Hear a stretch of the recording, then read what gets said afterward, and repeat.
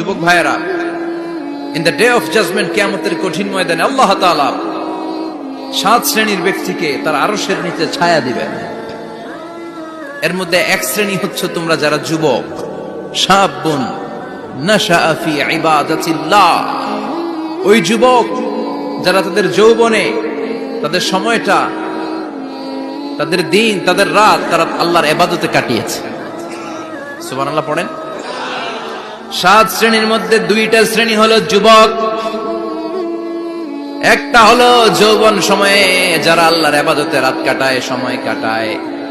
আর দ্বিতীয় ওই যুবক, যে যুবককে কোনো নারী অন্যায় কাজের, অন্যায় প্রেম করার পরকীয়ার অফার দেয়, ওই অফারকে ক্যান্সেল করে ওই যুবক বলে ইন্নী আখাফুল্লাহ, আমি এই পরকীয়ার দিকে যেতে পারি না, কারণ আমার অন্তরে ভয় আছে একজনের, তিনি কে?